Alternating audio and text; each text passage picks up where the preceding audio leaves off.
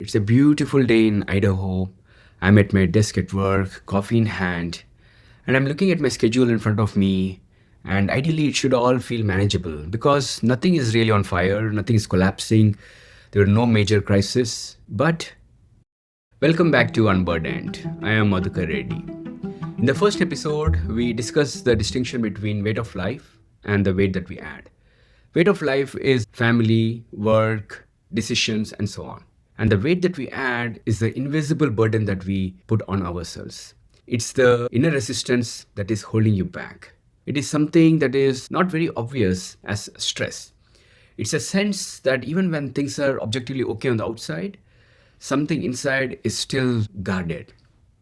Today, I would like to share how I began to notice that in myself. Not as a lesson, not as a model for you to follow, and not as a story with a neat ending.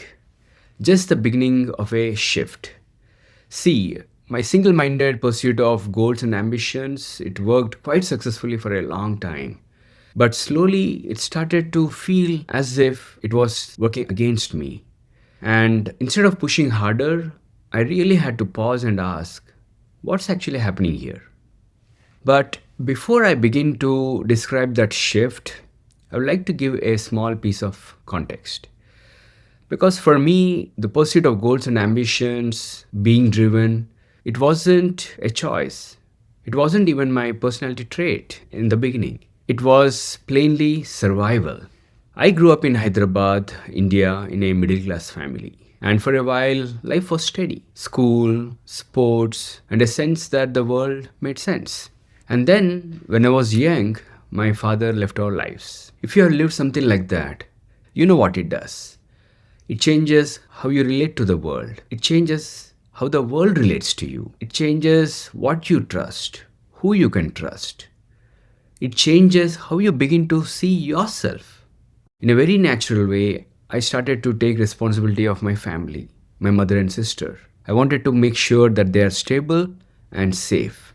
And ambition and pursuit of goals and financial freedom became my refuge. Not because I loved money, although there's nothing wrong about it, but at that point of time, money meant something very simple. It meant security, it meant options, it meant breathing room for my family. There were no heroics in my story, no drama. It was just a quiet vow that I made to myself. I will make sure that my family is safe. And when your intention is that strong and it's rooted in that kind of wow, it becomes powerful. It sharpens your focus, it clarifies your priorities, and it helps you move forward. And for a long time, it worked. Now, let me take you to a moment a decade later. It's a beautiful day in Idaho. I'm at my desk at work, coffee in hand, and I'm looking at my schedule in front of me. And ideally, it should all feel manageable because nothing is really on fire, nothing is collapsing, there are no major crises. But instead of going about my day very calmly, my heart was racing, some unknown flutter inside. And this actually had been happening for a few months.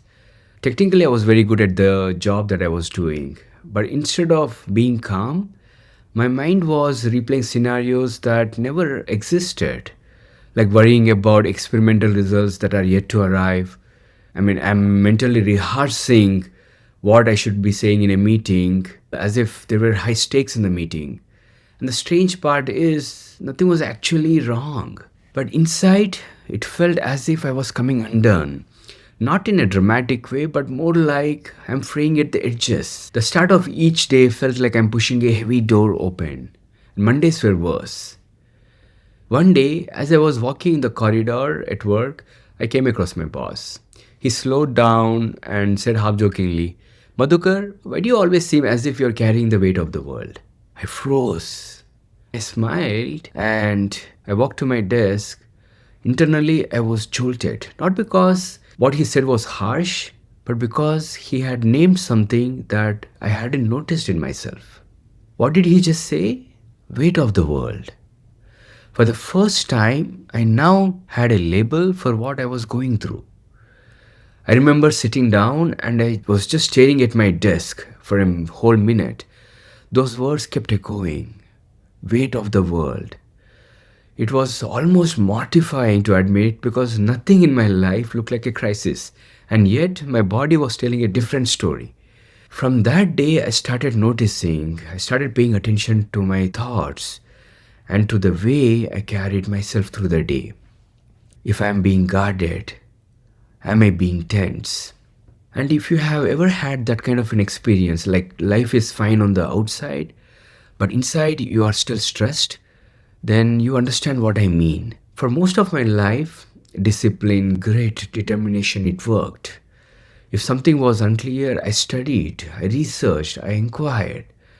And if something was difficult, I worked very hard. If something felt uncertain, I thought it through. I asked people. I took help.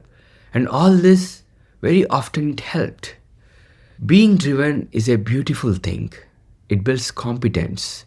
It lets us excel at things. It helps us take on responsibilities we care about. So I don't want to villainize ambitions and goals. But over time, being so laser focused on goals and ambitions can weigh you out.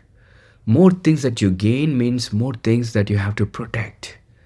Slowly, you harden your walls. You set up 24-hour vigilance. Your brain is on guard all the time. And when that happens, the cost is a very slow but certain erosion. And I was not any exception. The same mental habits that once created clarity, they started creating mental fog. Thinking more did not always bring peace. It actually sometimes made things more urgent than they seem. And more meticulous planning did not necessarily create more ease. It actually made the future feel programmed. And discipline, the thing that always got me out of trouble, it started to feel constricting. Like you're wearing a shirt that fit for many years, and then one day you realize that you can't breathe in it anymore. On any day at work, I could finish everything that I had to do, but internally I felt that I had been holding my breath the whole day. I was so stressed. Even rest began to feel like a task. Weekends, they needed to be choreographed. If I didn't use the weekend properly, then I showed up more tired on a Monday than I did on a Friday. And that was strange for someone like me who used to be creative, spontaneous, adventurous. I mean, it wasn't as if those parts had disappeared, but they were buried somewhere deep within, on top of many invisible micro stresses that I kept on piling on myself. And when I noticed this shift in myself, I did what most of us do. I tried harder. Maybe I just need to organize better. Maybe I need more detailed list. I started planning down to the hour. Maybe I need more discipline, so I tightened my routines, like waking up early, going to the gym. Or maybe I'm not being social enough, so I try to implement hacks like how to make friends and influence people, hoping to game life. And sometimes that created a short burst of control and sometimes even improvement. But underneath, the weight kept on increasing. And eventually I began to notice, and thanks also to my boss's words, the more I tried to fix inner tension, those same strategies, they became part of the problem. I hit the law of diminishing returns. It was like trying to untangle a knot by pulling harder. The pulling feels like action, but it tightens what you're trying to loosen. It wasn't dramatic burnout. It was more like a slow burn, slow churn from the inside, and a steady accumulation of inner tension, mental stress, a sense of always needing to catch up on something. I think many people live there, quietly though. They are achieving, but they are carrying a very heavy burden in the background. The key realization did not come as a lightning bolt. It actually came as plain tiredness. In one vulnerable moment, a question arose in my mind. What if the issue is not that I'm not trying hard enough, but that I am trying in the wrong way? See, I'm an engineer. I fix things. I go to the root of the problem. That's my job. So instead of the familiar, what should I do differently? I began to ask, how am I determining my goals and ambitions in the first place? And more importantly, why? Why am I chasing what I am chasing still? Because if I'm honest, some goals weren't even goals anymore. They were habits, they were momentum, they were identities which I was trying to protect.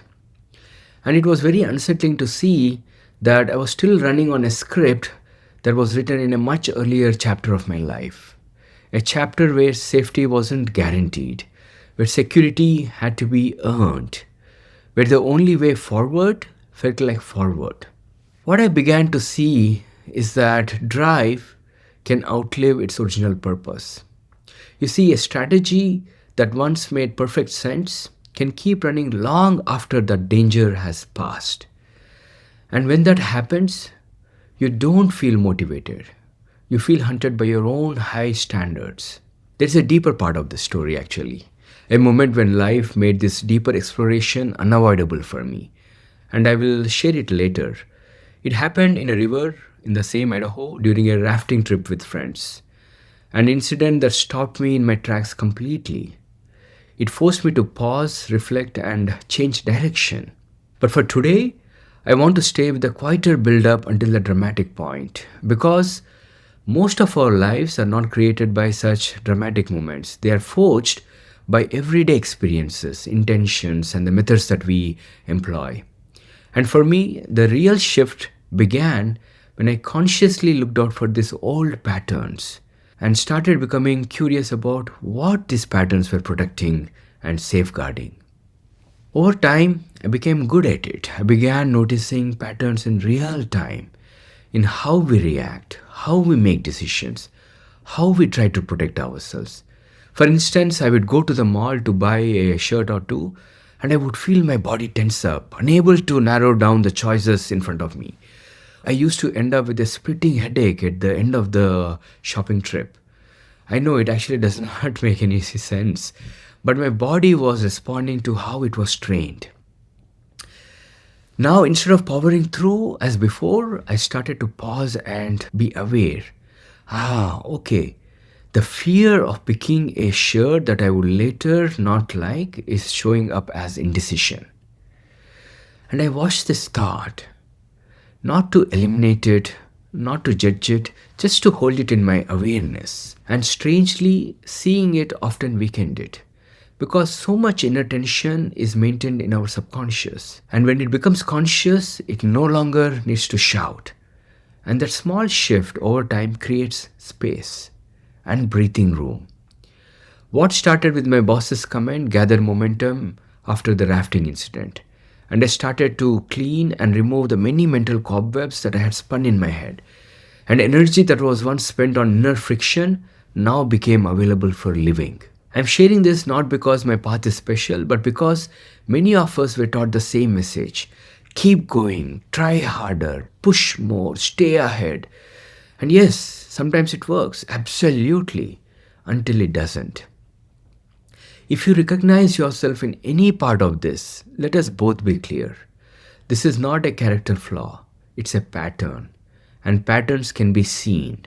And what can be seen can begin to be addressed. In the next episode, we'll gently look at some of the myths that keep us carrying too much. Ideas like, if I just try harder, I will finally feel free. For now, there's nothing to change. Just notice two things over the next day or two. Where do your patterns feel supportive? And where do they feel heavy? That's enough. Thank you for listening. If you like to continue on this inquiry with me, you are welcome to subscribe and return. We will take it slowly.